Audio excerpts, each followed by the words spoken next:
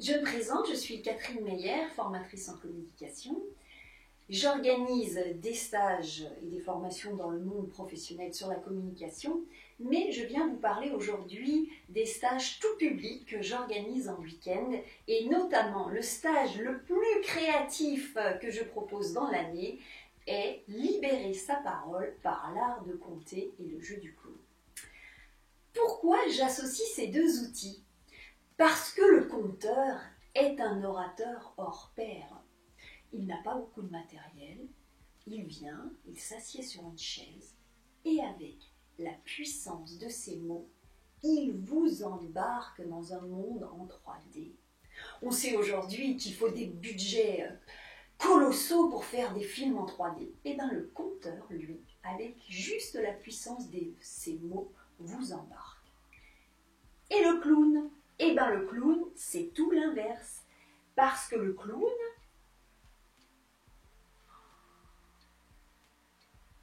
avec peu de mots, il vous embarque dans la puissance émotionnelle.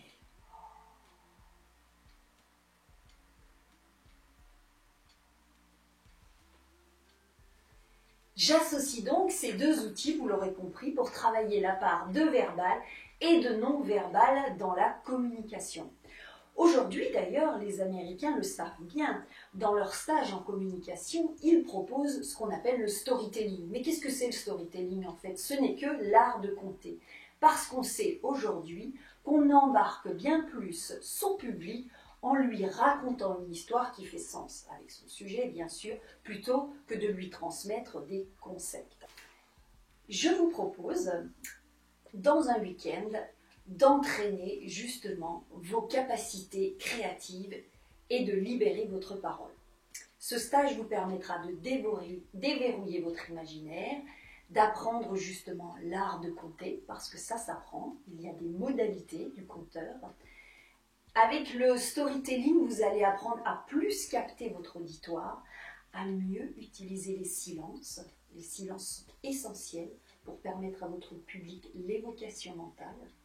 Vous allez apprendre à donner corps à votre parole.